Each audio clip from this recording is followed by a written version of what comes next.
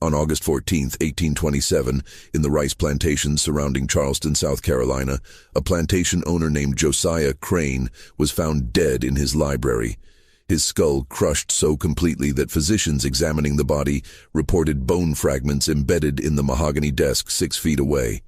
The coroner's report, still preserved in Charleston County archives, described injuries consistent with compression by hands of extraordinary size and strength, exceeding normal human capacity. The only suspect was a woman who stood 6 feet 8 inches tall, weighed over 240 pounds of solid muscle, and had vanished into the August night without a trace. For nearly 2 centuries, local historians have debated whether Sarah Drummond really existed, or if she was merely a legend born from guilt and fear. But the medical records, sale documents, and eyewitness testimonies suggest something far more disturbing. That she was absolutely real, and that what happened in that library was the inevitable conclusion of a horror that had been building for years. Before we continue with the story of Sarah Drummond and the night that shocked Charleston society into a silence that lasted generations, I want to ask you something. If you are fascinated by true historical mysteries that blur the line between documented fact and terrifying legend, hit that subscribe button right now. And please, leave a comment telling me what state or city you are listening from. I read every single one, and I love knowing that these forgotten American stories are reaching people across the country. Now let's step back to where this nightmare truly began. The story of Sarah Drummond does not start with violence, it starts with money. In the spring of 1823, the port of Charleston was experiencing one of its busiest trading seasons in decades. Ships arrived weekly from the Caribbean, from West Africa, from the tobacco regions of Virginia, all carrying human cargo to be sold at the markets on Chalmers Street and Gadsden's Wharf. Charleston was not just a port city. It was the beating heart of the domestic slave trade in the American South, a place where fortunes were made through the buying and selling of human beings with the same casual efficiency as cotton bales or rice barrels. The rice plantations that surrounded Charleston were particularly brutal operations. Unlike the cotton fields further inland, rice cultivation required workers to stand in water for hours at a time, in swamps teeming with malaria-carrying mosquitoes, venomous snakes, and alligators. The death rate among enslaved workers on rice plantations was staggering. Some historical estimates suggest that nearly 30% of enslaved people working in the rice fields died within their first year. The work was so dangerous, so exhausting, so deadly, that plantation owners constantly needed to purchase new workers to replace those who had perished. This created a perverse economy. Slave traders scoured the southern states, looking for strong, healthy workers who could withstand the brutality of the rice swamps. And occasionally they found something unusual, something that would fetch an extraordinary price. In March of 1823, a slave trader named Caleb Rutherford arrived in Charleston with a coffle of 37 people he had purchased in Virginia and North Carolina. Among them was a young woman, perhaps 19 or 20 years old, who immediately drew attention for one unmistakable reason. She was enormous. Contemporary accounts from the auction house records describe her as standing near 7 feet in height, with a frame of unusual breadth and musculature. Witnesses at the auction reported that she had to duck to enter doorways, and that her hands were so large they could wrap entirely around a man's head. Her name, according to the auction documents, was Sarah. No last name was recorded in the initial sale papers, as was common practice. She had been born on a small farm in Piedmont, North Carolina, the daughter of an enslaved woman whose name has been lost to history. From the scattered records that survive, it appears Sarah suffered from a condition that modern medicine would recognize as pituitary gigantism, a rare disorder caused by excess growth hormone, typically due to a benign tumor on the pituitary gland. In the 1820s, however, no such medical understanding existed. To the people who saw her, Sarah was simply a freak of nature, a curiosity, and potentially a very valuable one. The auction took place on a humid Tuesday morning in late March. The auction house on Chalmers Street was packed with planters, merchants, and curious onlookers who had heard rumors about the giant woman. When Sarah was brought onto the platform, still shackled at the wrists and ankles, a murmur rippled through the crowd. She stood nearly a full head taller than the auctioneer, a portly man named James Vanderhorst, who had conducted thousands of these sales, but admitted later to friends that he had never seen anything quite like her. The bidding started at $400, an already substantial sum. Within minutes, it had climbed to $800, then $1,000. Planters shouted their offers, each trying to outbid the other, seeing in Sarah not just a worker, but a spectacle. Someone who could draw visitors, someone who could be displayed. The winning bid came from a man standing near the back of the room. His name was Josiah Crane, and he paid $1,300 for Sarah Drummond. It was one of the highest prices ever recorded for a single enslaved person at a Charleston auction in that year. Crane was a rice planter who owned a mid-sized plantation called Marsh Bend, located about 18 miles southwest of Charleston, deep in the network of tidal swamps and meandering rivers that characterized the Low Country. He was 42 years old, a widower, and had a reputation among other planters as a man who ran his plantation with an iron fist and had no patience for what he called softness in managing enslaved workers. As Sarah was led away from the auction block, her wrists now bound with Crane's property mark burned into a leather collar around her neck, witnesses reported that she never made a sound. She did not cry. She did not resist. She simply stared straight ahead with dark, unreadable eyes, her massive frame moving with a strange, quiet grace despite the chains. No one at that auction could have known what they had just witnessed. They could not have known that they were watching the beginning of a story that would end in blood, mystery, and a legend that would haunt the Low Country for generations. But perhaps they should have suspected something. Because according to the records, as Crane led Sarah to his wagon for the journey to Marsh Bend, one old woman in the crowd, a free black woman who sold flowers near the market, was heard to say, "That man just bought his own death."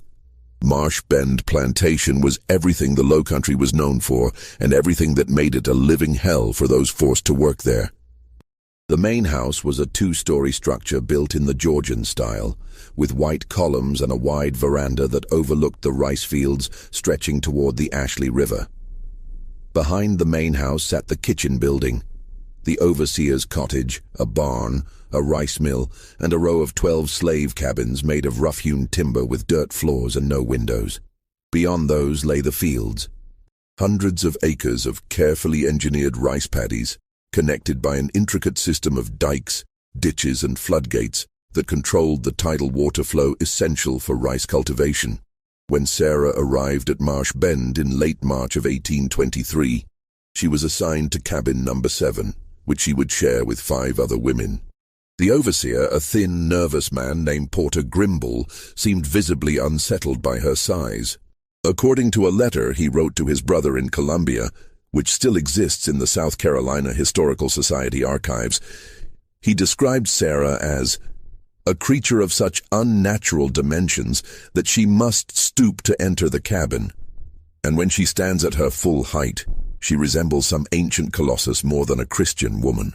But Josiah Crane had not paid $1,300 for Sarah to simply work the fields. He had something else in mind. Within the first week of her arrival, Crane began exhibiting Sarah to visitors.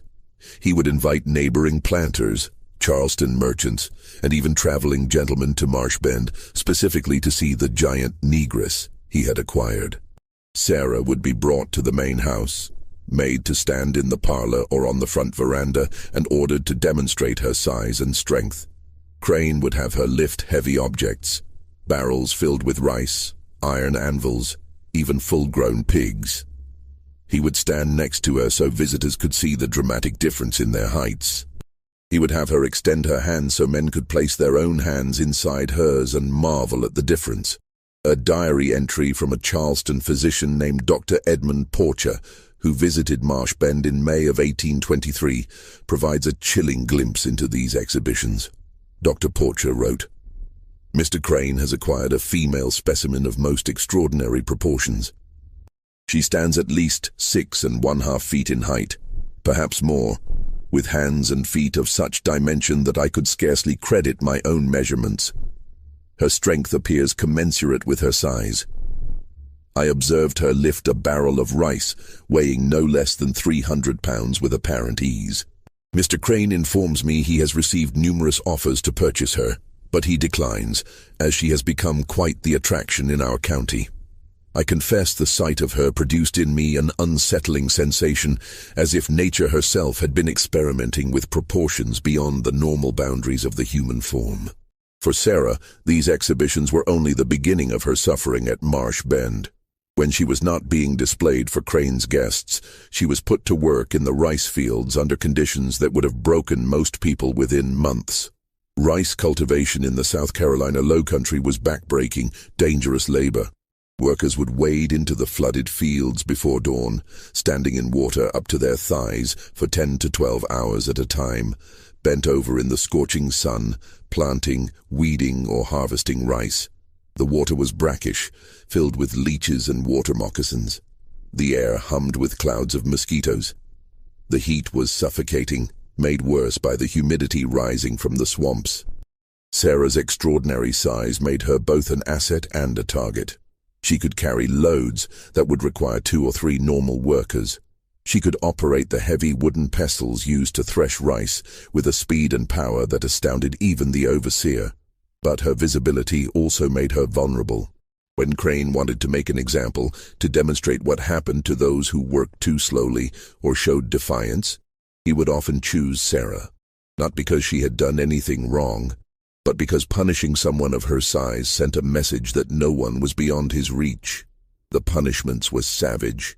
Historical records from rice plantations document the use of whipping posts, wooden stocks, and a device called the buck, where a person would be forced to sit with their knees drawn up, a stick placed under their knees and over their arms, effectively immobilizing them in an agonizing position for hours. Sarah experienced all of these. Overseer Grimble's letters mention at least 3 occasions during Sarah's first year at Marsh Bend, where she was publicly punished for insolence or refusing to be exhibited. But Sarah did not break, at least not in the way Crane expected. According to testimony from other enslaved people at Marsh Bend, testimony that would only be collected years later under very different circumstances, Sarah became someone the community both feared and relied upon. Her strength was used for the hardest tasks, moving the massive floodgates that controlled water flow into the rice fields, hauling timber for repairs, lifting boats out of the water. But her presence was also protective. There were stories of her stepping between an overseer's whip and a child too young to work but being beaten anyway. Stories of her carrying workers who had collapsed from heat exhaustion back to their cabins. Stories of her standing silently but immovably when Crane tried to separate mothers from their children during sales to other plantations. She spoke rarely. When she did, her voice was low and steady, carrying an authority that seemed at odds with her status as property. Some of the older enslaved people at Marsh Bend began to call her Tall Sarah, or simply the Wall, because once she decided to stand somewhere, nothing could move her except by force. And Josiah Crane was beginning to realize that force alone might not be enough. The first serious confrontation between Crane and Sarah occurred in the summer of 1824, about 15 months after her arrival at Marsh Bend. A Charleston gentleman named Augustus Pemberton had heard about the giant slave woman and traveled to Marsh Bend with an offer. He would pay Crane $300 to bring Sarah to Charleston for 2 weeks to display her at a traveling exhibition he was organizing featuring curiosities of nature and science. The exhibition would include preserved specimens, mechanical devices, and Sarah as the living centerpiece. Crane agreed immediately. The prospect of earning money while simultaneously raising his own profile in Charleston society was too tempting to refuse. He informed Sarah of the arrangement, expecting her to comply as she always had. But this time, something was different. According to testimony from a house servant named Ruth, who was present during the conversation, Sarah looked directly at Crane and said very quietly, "I will not go." Crane was stunned. In the year and a half he had owned Sarah, she had never directly refused an order. He repeated the command, his voice rising. Sarah repeated her refusal, her voice remaining steady and low. Crane's face flushed red.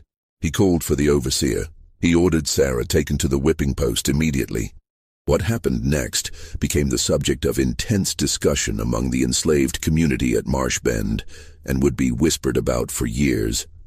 4 men, including Overseer Grimball, attempted to force Sarah toward the post. She did not fight them exactly. She simply stopped moving. She planted her feet and became dead weight. The 4 men pulled, pushed, struck her with fists and a cane, but Sarah would not budge. It took 8 men, using ropes and finally resorting to threatening to harm other enslaved people if she did not comply, before Sarah finally walked to the post. The punishment was severe, 30 lashes with a braided leather whip. Witnesses reported that Sarah made no sound during the beating, even as blood soaked through the rough cotton dress she wore. When it was over, and she was finally released from the post, she walked back to her cabin without assistance, her back shredded, but her posture as upright as ever. She did not go to Charleston. Crane, humiliated in front of his overseer and workers, eventually told Pemberton the deal was off, inventing an excuse about Sarah falling ill. But something had shifted at Marsh Bend. The other enslaved people had seen that Sarah could be hurt. Yes, but they had also seen that she could make Josiah Crane back down. That frightened Crane more than he was willing to admit. Over the next year, an uneasy equilibrium developed. Crane continued to exhibit Sarah to visitors who came to Marsh Bend, but he stopped trying to take her off the plantation. Sarah continued to work the fields with the same quiet, implacable strength. The punishments continued, but they became less frequent, as if Crane understood that each one diminished his authority rather than reinforced it. But beneath the surface of that daily routine, something else was growing. Something that would come to terrible fruition on a hot August night in 1827 and change everything. Because in the spring of 1826, Sarah became pregnant.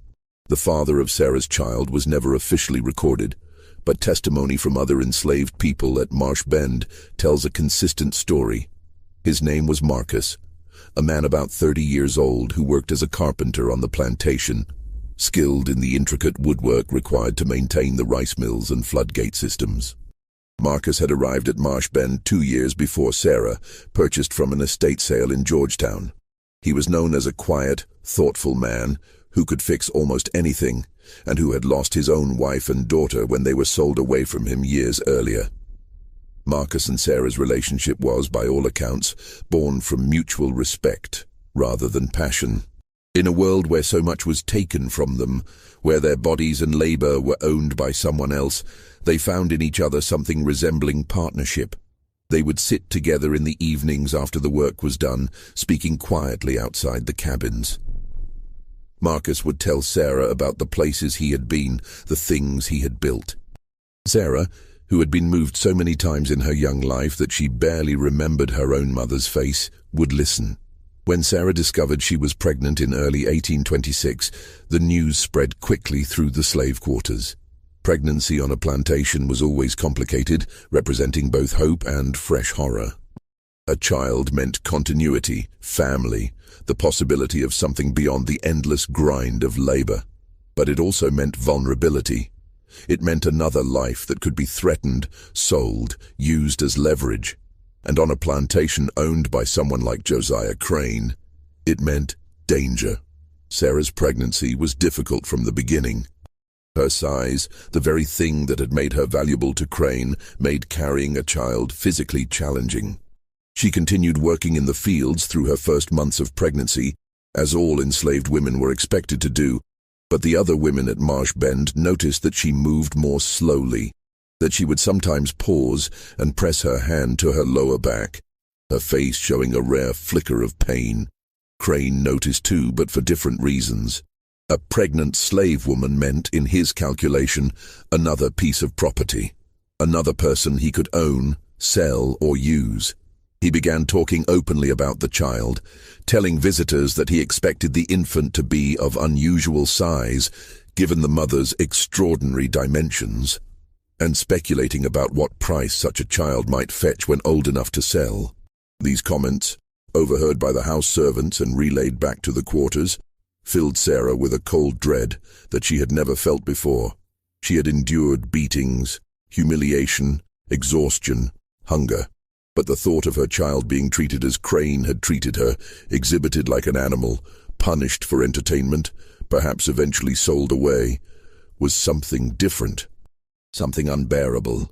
Marcus noticed the change in Sarah. She became even more silent than usual, her face hard, her eyes distant. At night, she would sit outside the cabin with her hands on her belly, staring toward the main house with an expression that frightened even those who knew her well. In November of 1826, Sarah was ordered to stop field work and was assigned lighter tasks around the plantation, shelling rice, mending, working in the kitchen garden. Her belly had grown enormous, and it became difficult for her to move with her usual ease. But even in this diminished state, she remained an imposing presence. The kitchen workers reported that when Sarah stood in the doorway of the kitchen building, she blocked out the sunlight entirely. The birth came in late January of 1827, during one of the coldest nights of the winter. Sarah went into labor just after midnight, attended by two older enslaved women who served as midwives for the plantation community, a woman named Hester and another named Dinah. The labor was long and extremely difficult. Sarah, who had never cried out during beatings, screamed that night. The sound carried across the frozen fields and reached the main house, where Crane was awoken by the noise. According to his own later testimony, he lit a lantern and walked to the slave quarters, standing outside cabin 7 and listening to the sounds within. Just before dawn, the baby was born. A boy. He was large for a newborn, nearly 11 pounds, but otherwise appeared healthy and normal. When the baby cried, Hester would later testify, Sarah wept for the first time anyone at Marsh Bend had ever seen. She held her son against her chest, examining his tiny hands, his face, whispering words no one else could hear. Marcus was allowed into the cabin shortly after the birth. He stood beside Sarah looking down at the child, and those who were present reported that something passed between them in that moment, some unspoken understanding or decision. Sarah named her son Jacob. It was a biblical name, common among enslaved people, carrying connotations of struggle and survival. For a few brief weeks, despite everything, there was something like happiness in cabin 7. Sarah would nurse Jacob, hold him for hours, sing to him in a low voice that sounded like distant thunder. Marcus would carve small toys for the baby, tiny wooden animals that he would place in the cradle he had built. But Josiah Crane was watching and waiting. By the summer of 1827, Jacob was 6 months old. He was growing quickly, already larger than most babies his age, and had begun to smile and reach for things with chubby hands. Sarah had returned to work, but lighter work than before, mostly around the plantation buildings. She kept Jacob with her whenever possible, carrying him on her hip or back while she worked, never letting him out of her sight for long.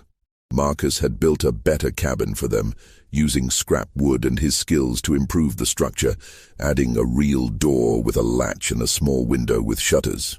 It was still a slave cabin, still barely adequate shelter, but it was theirs. And inside those rough walls they tried to build something resembling a family. But in Charleston, Josiah Crane's finances were deteriorating.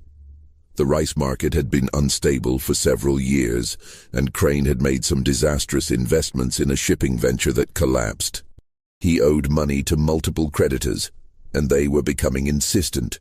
By July of 1827, Crane was facing the real possibility of losing Marsh Bend entirely if he could not raise capital quickly. The solution in his mind was simple: sell some of his enslaved workers. He could sell 5 or 6 people and clear enough debt to stabilize his position. The question was, which ones to sell? On a humid Tuesday afternoon in early August, a slave trader named Nathaniel Gadsden arrived at Marsh Bend. Gadsden was well known in the Charleston market, a man who specialized in purchasing enslaved people from financially troubled planters and then reselling them at auction or to plantation owners further south in Georgia and Florida. He had a reputation for driving hard bargains and for not caring where families ended up after he purchased them. Crane and Gadsden spent several hours walking through the plantation, inspecting the enslaved workers, discussing their ages, skills, and potential prices. When they reached the area near the kitchen garden where Sarah was working, with Jacob sleeping in a cloth sling on her back, Gadsden stopped and stared. The conversation that followed was overheard by a young boy named Peter, who was supposed to be hauling water, but had hidden behind a woodpile close enough to hear. Peter's testimony, given many years later, provides the only direct account of what was said. Gadsden: Lord Almighty, is that the giant woman I heard about? Crane: That is Sarah, 6'8", strongest worker I have. Gadsden: And the child? Crane: Her son, about 6 months old. Gadsden walked closer, circling Sarah while she continued working, her face expressionless. He seemed particularly interested in Jacob. Gadsden: How much for the child? Sarah's hands stopped moving. She did not turn around, but her entire body went rigid. Crane: I had not considered selling him separately. Gadsden: I have a buyer in Savannah. Wealthy family looking for a house servant they can train from infancy. They pay premium prices for children. Light work, good conditions. I could give you $400 for that baby today. There was a long silence. Sarah had turned slowly to face them now, still holding her hoe, her face absolutely blank. Crane: 400? Gadsden: Today. Cash. I take him with me when I leave this afternoon. Peter reported that Sarah made a sound then, low in her throat, like an animal, but she did not speak. Crane looked at her, then back at Gadsden. Crane: I need to consider this, but everyone who heard that conversation knew the truth. Josiah Crane needed $400 more than he needed to keep a 6-month-old baby on his plantation. It was just a matter of time. That night in Cabin 7, Sarah and Marcus spoke in urgent whispers until long after dark. No one knows exactly what they said, but the decision they reached would echo through history. The next morning, August 13th, 1827, Marcus was gone. He had vanished during the night, taking nothing with him except the clothes on his back. An enslaved man running away from a plantation was not unusual, though it was extremely dangerous. The roads were patrolled. Slave catchers operated throughout the low country with dogs and weapons. The punishment for captured runaways was savage, but Marcus did not run alone. Because hidden in the lining of his coat, sewn there by Sarah herself, was a detailed map Marcus had drawn of the plantation, the surrounding area, and the path to Charleston, along with a letter.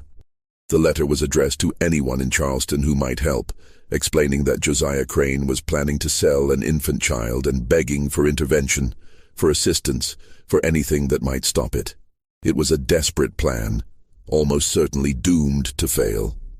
But it was the only plan they had. Crane was informed of Marcus's disappearance just after dawn. His reaction was explosive.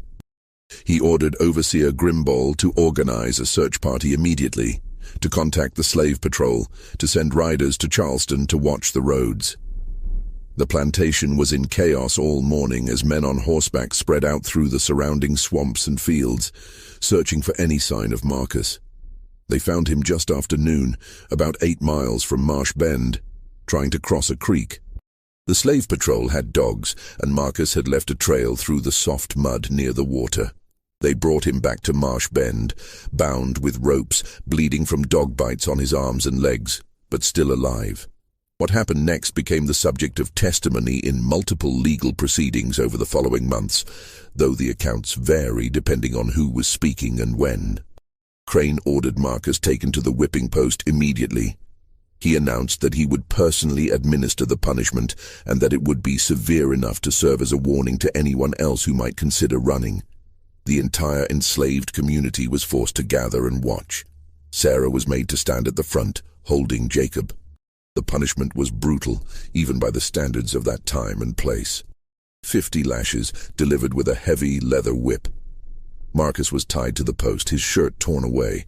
Crane swung the whip himself, putting his full strength into each stroke. Blood appeared on Marcus's back after the 5th lash. After the 10th, his skin was torn open in multiple places. After the 20th, he had stopped screaming and hung limp against the ropes. Sarah watched all of it, her face like carved stone, her arms wrapped around Jacob, who was crying now, frightened by the sounds and the atmosphere of violence. Witnesses reported that Sarah's eyes never left Marcus's face, and that Marcus, in the brief moments when he was conscious, looked only at her. When it was over, Marcus was cut down and dragged to his cabin, barely conscious. Crane turned to address the assembled crowd, his own face flushed and sweating, blood flecks on his shirt. He announced that anyone who helped a runaway, anyone who even knew about a planned escape and did not report it, would receive the same punishment. Then he dismissed everyone back to work. Everyone except Sarah. Crane approached her, standing close enough that she had to look down at him. He was a man of average height, and next to Sarah, he looked almost childlike, but his voice was hard and cold.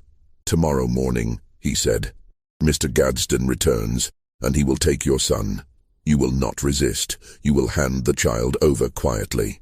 If you cause any trouble, if you make any scene, I will have Marcus beaten again, and this time he will not survive it.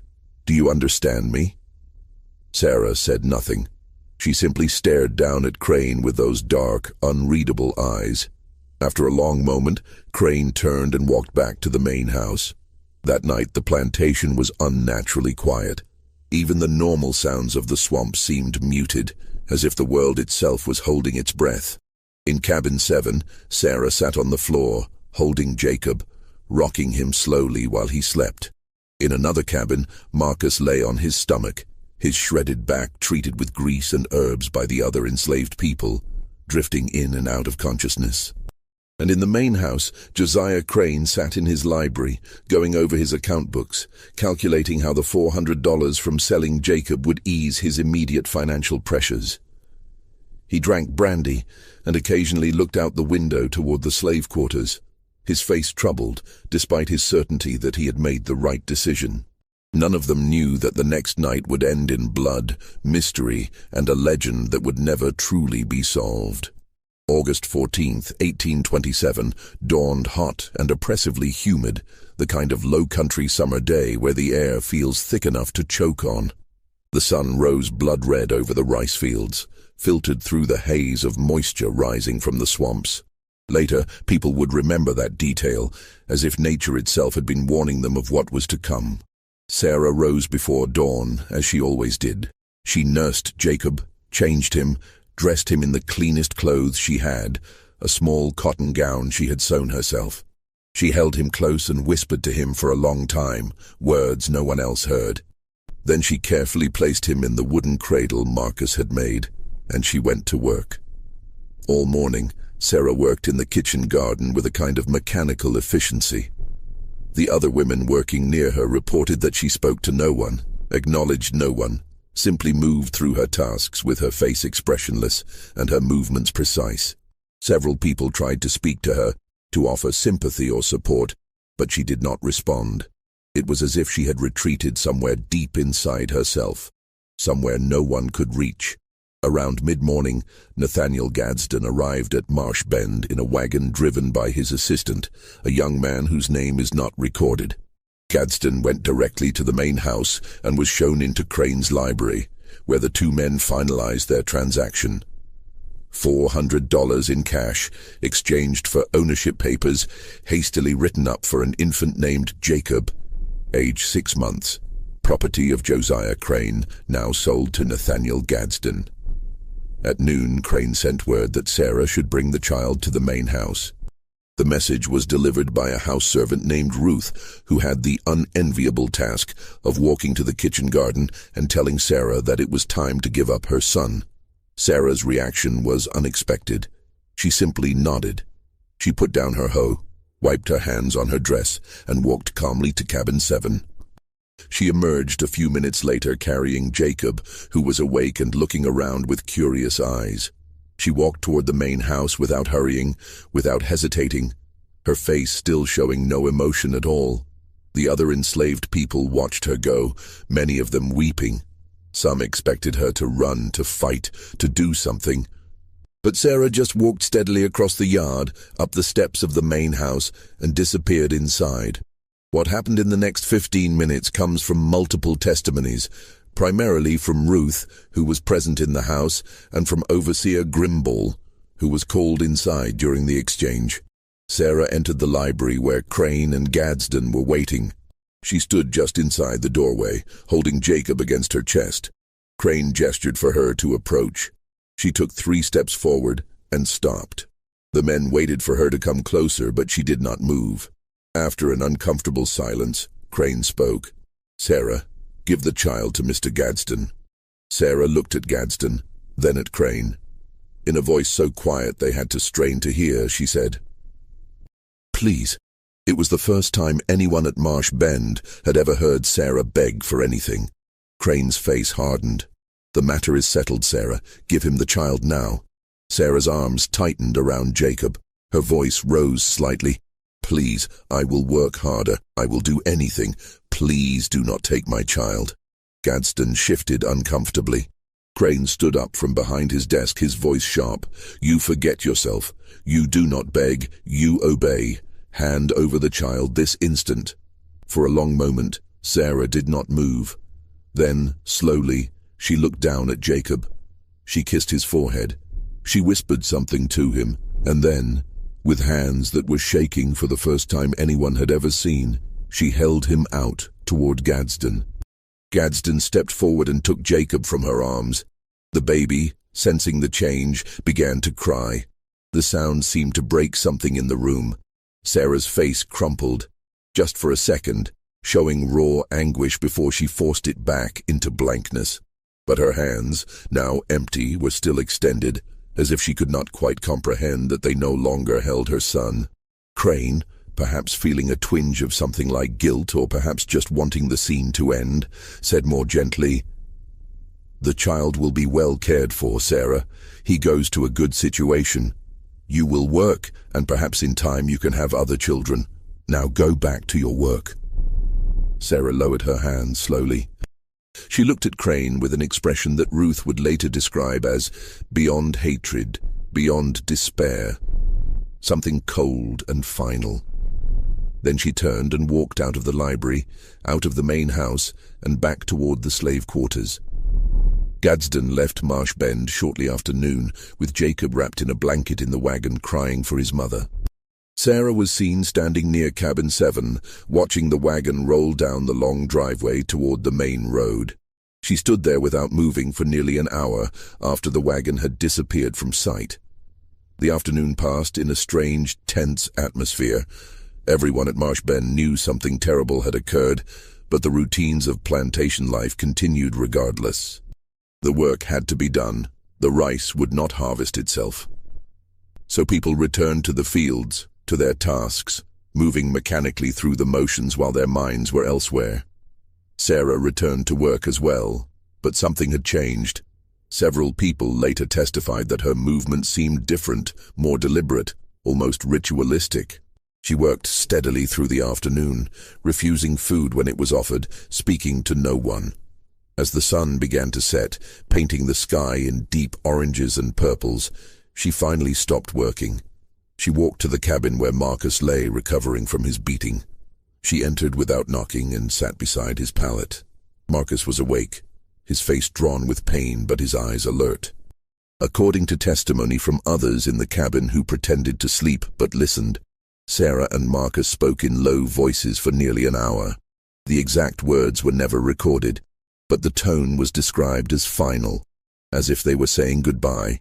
At one point, Marcus reached out and took Sarah's hand in his, and they sat like that in silence for a long time.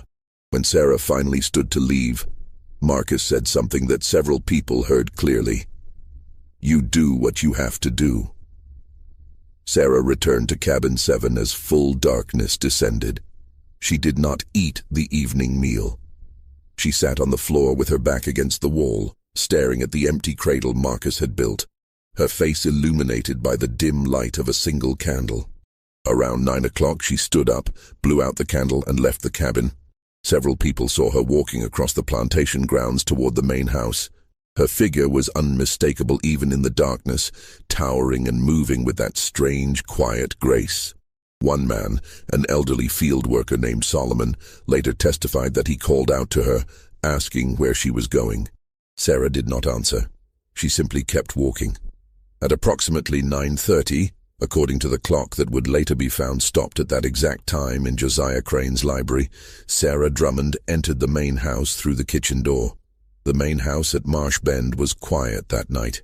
Crane had dismissed most of the house servants earlier than usual, keeping only Ruth and one other servant, an older man named Isaac who served as butler. Crane himself was in his library, the same room where he had taken Jacob from Sarah's arms just 9 hours earlier. He was working on his account books, occasionally sipping from a glass of brandy, reviewing the entries that now included $400 from the sale. Ruth was upstairs in one of the bedrooms, turning down the bed and preparing the room for the night. Isaac was in the kitchen building, which was separate from the main house, as was common in plantation architecture, finishing the cleaning from the evening meal. Neither of them saw Sarah enter through the kitchen door and move through the darkened house toward the library. What happened in the next several minutes has been reconstructed from physical evidence, from the testimonies of those who arrived shortly after, and from one crucial witness, Ruth, who heard sounds from downstairs and came to investigate. According to Ruth's testimony, given 3 days later to the Charleston magistrate, she heard Crane's voice first, raised in anger but not quite shouting. She could not make out the words, but the tone was unmistakable. Then she heard another voice, much lower, which she recognized immediately as Sarah's. Ruth started down the stairs, moving quietly, uncertain whether she should intervene or not. As she reached the bottom of the stairs, she heard Crane shout, "How dare you enter this house? Get out immediately, or I will have you whipped until you cannot stand." Sarah's response was too quiet for Ruth to hear clearly, but it caused Crane to shout again, "The child is sold. The matter is finished. You have no rights here. You own nothing, not even yourself." There was a sound then that Ruth described as furniture scraping, as if a chair had been pushed back suddenly. Then Crane's voice again, but different now. Higher. Frightened. "Stay back. Do not come closer. I am warning you." Ruth, terrified but compelled by some instinct she could not name, moved to where she could see through the partially open library door. What she saw, she would later say, would stay with her for the rest of her life. Sarah stood in the center of the library, her head nearly touching the ceiling. Crane had backed up against his desk, his face pale, one hand reaching behind him as if searching for something. The lamp on the desk cast wild shadows, making Sarah's figure seem even larger, almost inhuman in its proportions. "I want my son back," Sarah said. Her voice was perfectly calm, perfectly steady. "Impossible," Crane said. "He is sold. The law supports me. You are my property, and that child was my property, and I had every right to... I want my son back." Crane's hand found what he was searching for, a pistol he kept in the desk drawer. He pulled it out and pointed it at Sarah with a shaking hand. "I will shoot you if you take another step. I swear before God I will shoot you where you stand." Sarah looked at the pistol. Then she took a step forward. "Stop." Crane's voice cracked. "I will do it, I will." Sarah took another step. She was close enough now that she could have reached out and touched him. Crane pulled the trigger. The sound of the gunshot was deafening in the enclosed space. Ruth screamed. But when the smoke cleared, Sarah was still standing.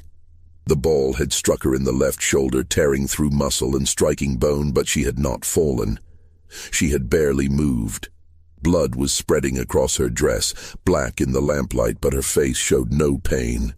Only that same terrible blank determination. Crane stared at her in horror. He tried to cock the pistol again for a second shot, but his hands were shaking too badly. Sarah reached out and took the pistol from his hands as easily as one might take a toy from a child. She threw it across the room, where it struck the wall and clattered to the floor. "Where is my son?" Sarah asked. "I do not know." Crane was backed against the desk now with nowhere to go. "Gadsden took him. I do not know where. I swear I do not know." Sarah stood there for a long moment, looking down at Crane. Blood was dripping from her shoulder, pattering on the floor. When she spoke again, her voice was so quiet that Ruth could barely hear it. "You took everything from me. You took my body, my labor, my dignity, my child. You took everything. What do you have left to take?" "Please," Crane whispered. "Please, I can get him back. I can find him. I can—" But Sarah was not listening anymore. She reached out with both hands and took Crane by the head, her enormous hands wrapping around his skull the way one might hold a melon. Crane tried to scream, but the sound was cut off almost instantly. Ruth turned and ran. She ran out of the house across the yard, screaming for help. Behind her, from inside the library, she heard a sound she would describe as like a pumpkin being smashed, followed by the heavy thump of something large falling to the floor. By the time Overseer Grimball and 2 other men arrived at the main house, perhaps 3 minutes later, the library was silent. They entered cautiously, Grimball carrying a rifle, expecting violence. What they found was worse than violence. It was finality. Josiah Crane lay on the floor beside his desk, on his back, his eyes open and staring at nothing. His head was misshapen, crushed with such force that blood and brain matter had sprayed across the desk and nearby books. The physical evidence was unmistakable. He had been killed by compression, by hands of extraordinary size and strength, squeezing his skull until it fractured and collapsed inward. Sarah was gone. The window behind the desk, which looked out over the back of the property toward the swamps, was open. A trail of blood led from Crane's body to the window and out into the darkness beyond. The men stood in shocked silence for a moment, trying to comprehend what they were seeing. Then Grimball took control. He sent one man to ride to Charleston immediately to alert the authorities. He sent another to gather all the enslaved men to form a search party. He posted guards at the main house to preserve the scene. But even as he gave these orders, Grimball knew in his heart that they would not find Sarah Drummond. The swamps around Marsh Bend were vast, dark, and treacherous. A person who knew them well could disappear into that wilderness and never be found. And Sarah had just killed a white plantation owner in front of a witness. She had nothing left to lose. The search began within the hour, but it was chaotic and disorganized. Men with torches and dogs spread out into the swamps, calling out, crashing through the underbrush. They found the blood trail easily enough, droplets leading away from the house into the rice fields and then toward the tree line. But at the edge of the swamp, the trail disappeared. The ground was too wet, too tangled with vegetation, and in the darkness it was impossible to track anything with certainty. They searched all night and found nothing. No body, no clothing. No sign that Sarah had been there at all, except for that blood trail that ended at the swamp's edge, like a line drawn in the sand. As dawn broke on August 15th, the searchers returned to Marsh Bend, exhausted and empty-handed. Just when we thought the horror at Marsh Bend had reached its conclusion, the investigation revealed something that would haunt Charleston society for generations.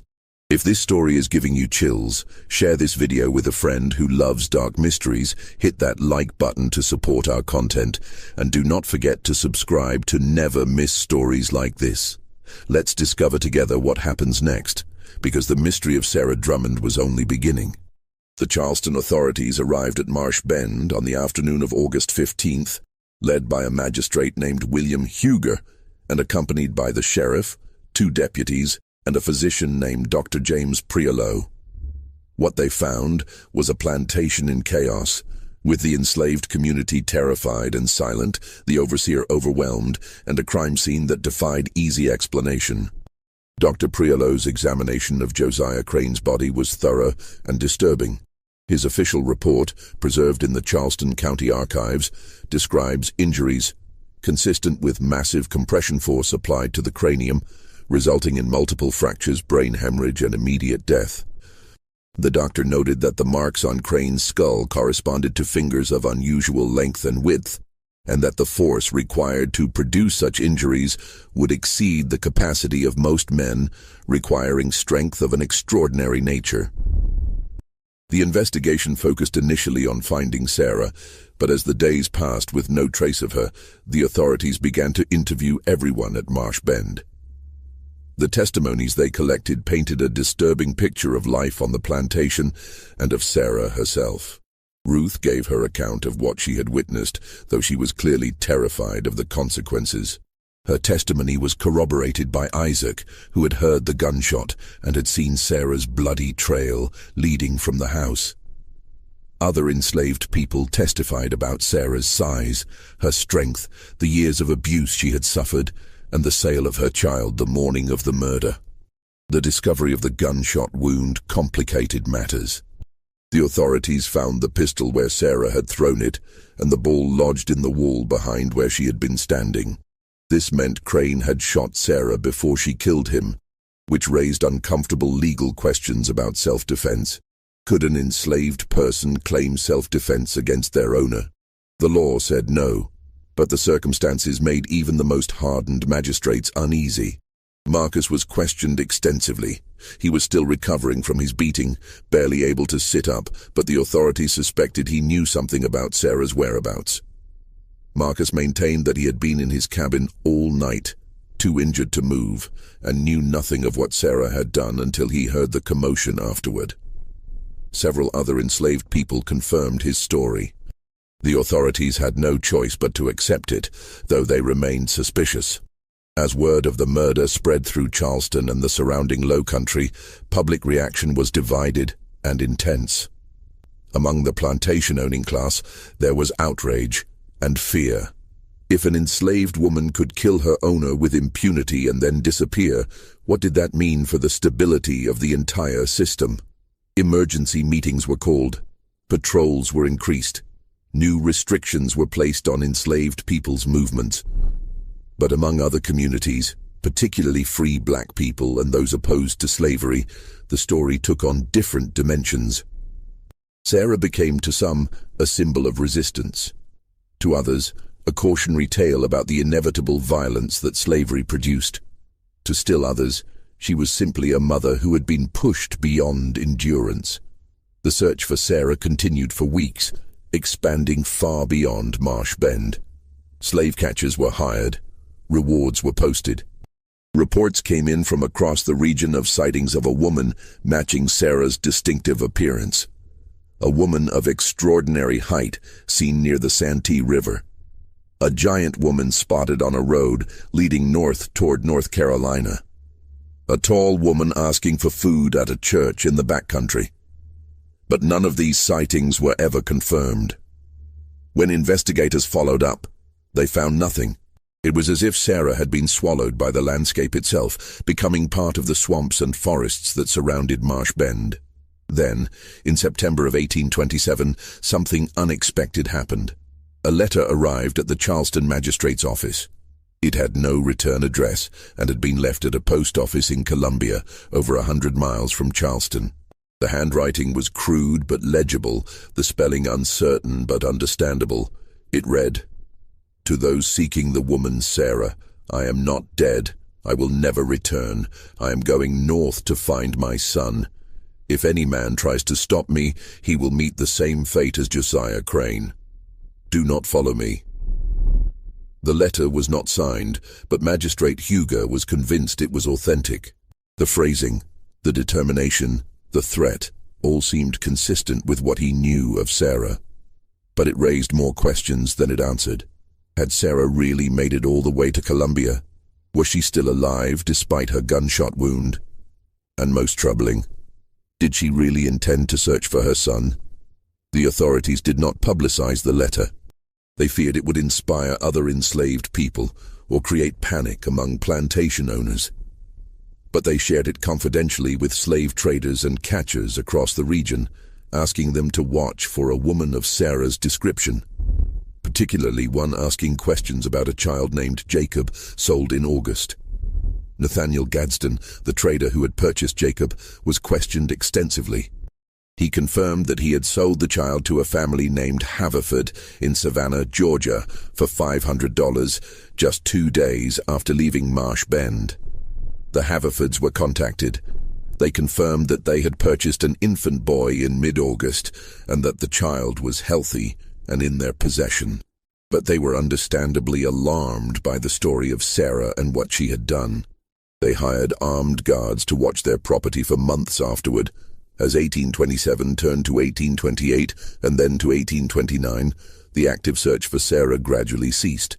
She had not been found. She had not been reported anywhere with certainty. The authorities concluded that she had likely died from her gunshot wound somewhere in the wilderness. Her body never recovered. The case was officially closed, though a standing warrant for her arrest remained on the books for decades. But the story did not end there. Because over the years, over the decades, the rumors persisted. In the years following Sarah's disappearance, stories began to emerge from across the South about encounters with a woman of extraordinary size. These stories were whispered in slave quarters, shared in free black communities, sometimes even reported by white travelers who claimed to have seen something inexplicable. In 1831, a group of escaped enslaved people arriving in Pennsylvania via the Underground Railroad reported that they had been helped along their journey by a woman they described as a giant, taller than any person we had ever seen, who moved through the forest like a spirit and knew every hidden path. When asked her name, she had told them only, "I am looking for my son." In 1835, a plantation overseer in northern Georgia reported an encounter with a woman matching Sarah's description who had appeared at the edge of his property asking about recent slave sales.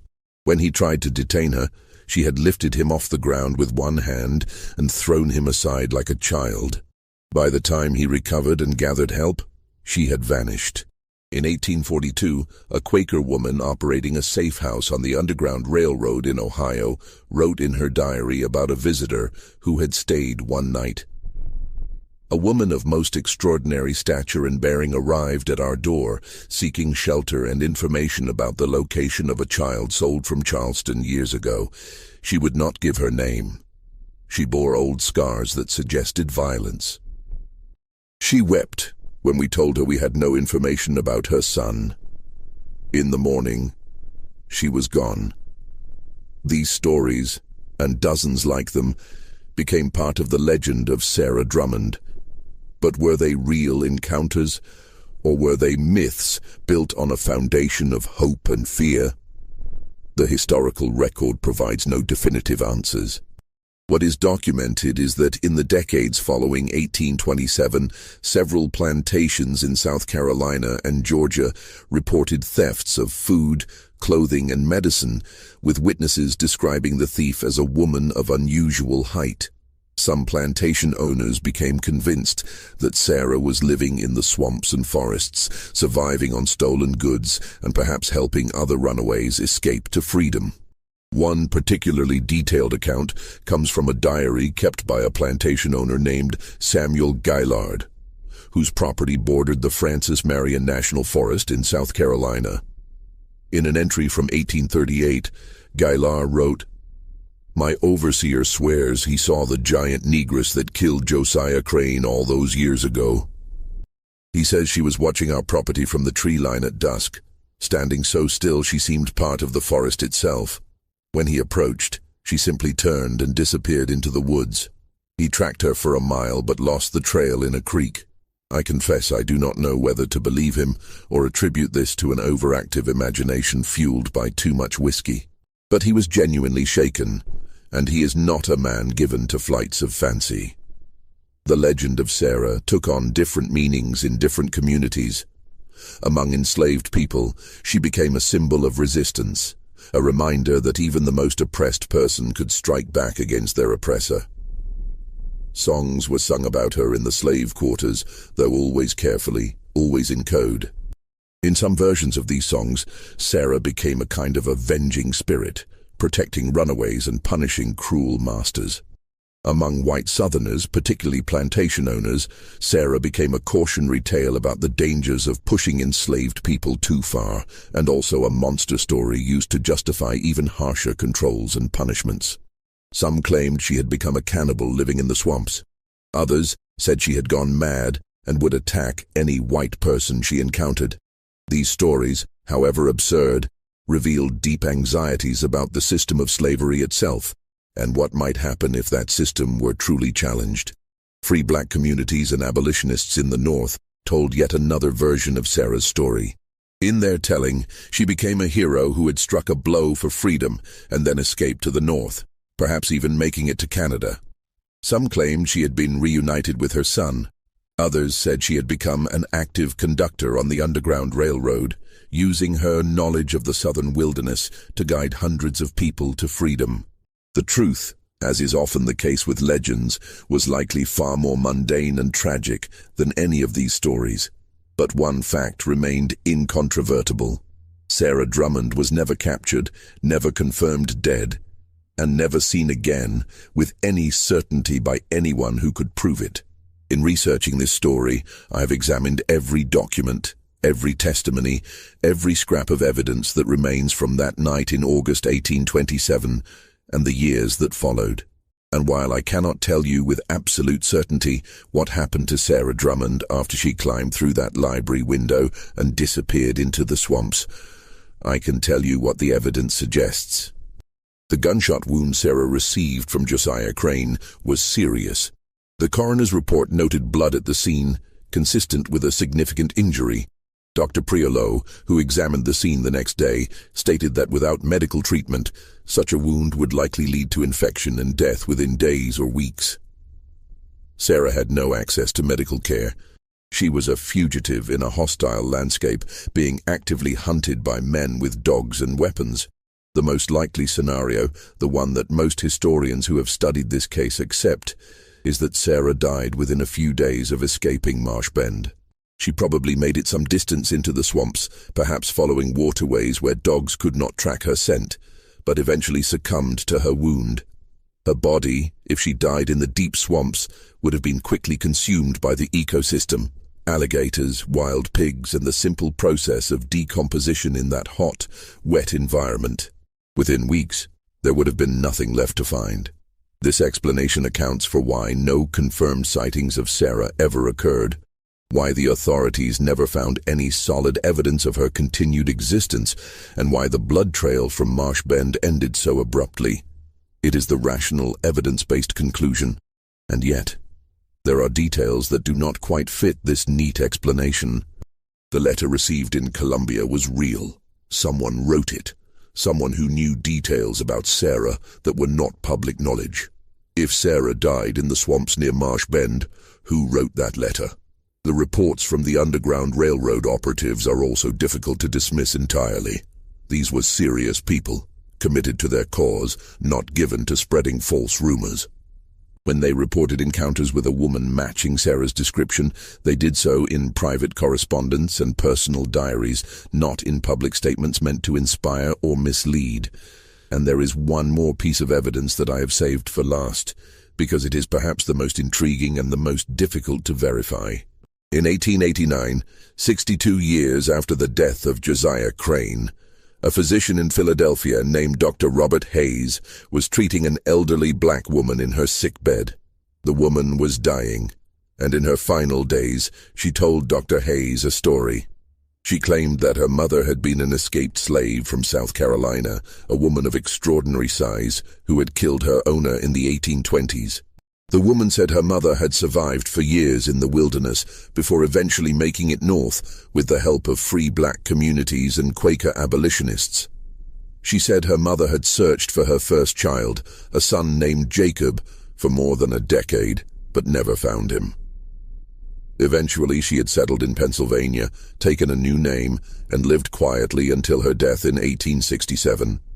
Dr. Hayes wrote about this conversation in a letter to a colleague, noting that he had found the woman's story remarkable but impossible to verify.